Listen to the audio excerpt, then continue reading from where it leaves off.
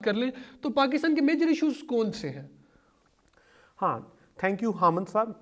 Yes, Pakistan की अगर economy के स्ट्रक्चर को देखा जाए और अगर हम इसको एनालाइज करें कि पिछली पाकिस्तान की जो हिस्टोरिकल पर्सपेक्टिव है उसमें हमें कौन से इश्यूज फेस करने पड़े, तो उसमें ये प्रॉब्लम है कि पाकिस्तान के शुरू से ही कोई 75 ईयर्स से जो मसाइल हैं वो साथ साथ हमारे चलते रहे हैं। कभी पॉलिटिकल इंस्टेबिलिटी को फेस करना पड़ता है, कभी प्राइसेस हाई हो जाती हैं, कभी यहाँ पर कोई कल्चरल इश्यूज वो डेवलप हो जाते हैं, कभी हमें जेंडर डिस्पैरिटी को फेस करना पड़ता है। इन सारे इश्यूज़ को हम पाकिस्तान 75 ईयर्स से वो कर रहा है। लेकिन साथ ही ये है कि पाकिस्तान के पास पोटेंशियल है, हमारे पास ऐसा वो एक लाइक रिसोर्सेज हैं, हमारे पास ऐसी अपॉर्चुनिटीज़ हैं या हमारी जियोग्राफिकल लोकेशन ऐसी है कि हम अपनी कंट्री को डेवलप कर सकते हैं। लेकिन साथ साथ हमारे जो मसाइल हैं, लाइक इस वक्त अगर आज की बात करें तो पाकिस्तान में सबसे बड़ा जो प्रॉब्लम है वो हाई प्राइसेस है। पाकिस्तान में प्राइसेस इतनी स्पीड से बढ़ रही हैं कि लोगों की परचेजिंग पावर बहुत महदूद हो चुकी है।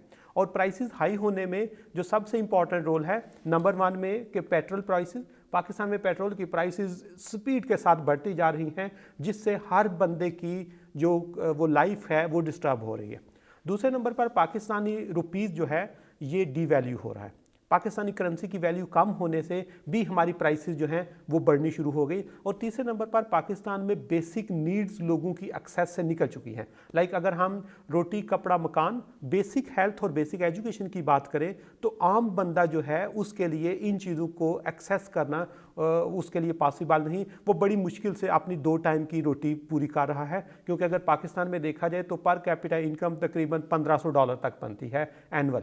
अगर $1500 एनुअल है तो इसमें उसकी बेसिक नीड पूरी करना उसके लिए बहुत मुश्किल हो रहा है। अब प्राइसेस के अलावा कि पाकिस्तान में हाई प्राइसेस हैं, इसके अलावा पाकिस्तान में एक बहुत बड़ा इस वक्त जो इशू चल रहा है डैट इज़ कोविड। कोविड ने जिस तरह पूरी दुनिया को बंद किया, इसी तरह पाकिस्तान की इकोनॉमी को भी बहुत सारे मसाइल फेस करने पड़े।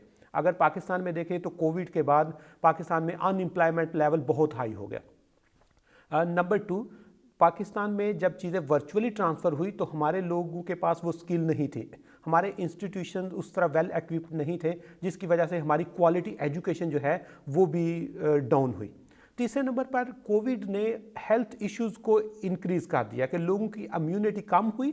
लॉकडाउन की वजह से लोग घरों में रहने शुरू हुए, जिससे इम्यूनिटी कम हुई, जिसने उनके वो जो हेल्थ प्रेशर है वो बढ़ने शुरू हुए। और जो सबसे इंपॉर्टेंट इशू इस वक्त पाकिस्तान में चल रहा है डैट इज़ साइकोलॉजिकल प्रेशर।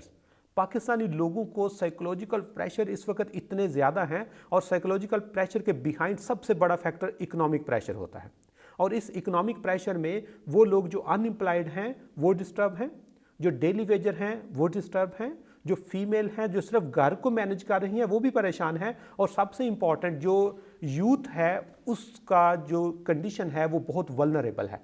क्योंकि यूथ ने जब एजुकेशन लेता है ना तो वो कुछ ख्वाब सजा लेता है, और जब आपकी इकोनॉमिक कंडीशन इस तरह की हो कि प्राइसेस भी हाई हों, पेट्रोल की प्राइस भी बढ़ रही हो, करेंसी भी डीवैल्यू हो रही हो, आपकी इंपोर्ट एक्सपोर्ट का बैलेंस भी डिस्टर्ब हो, यानी आपकी इकोनॉमिक कंडीशन बेहतर ना हो, तो वो उन ख्वाब को पूरा करने के लिए उसके पास वो इन्वायरमेंट नहीं होता, जिसकी वजह से वो डिप्रेशन में जाता है। और जब कोई भी इंडिविजुअल डिप्रेशन में जाता है तो उसके बाद उसकी जितनी कैपेबिलिटीज़ हैं, जितनी स्किल्स होती हैं, जो उसके पास वो पोटेंशियल डोमेन्स होती हैं, उनको वो यूज़ ही नहीं कर सकता, जो कि हमारे यूथ को इस वक्त फेस करना पड़ रहा है।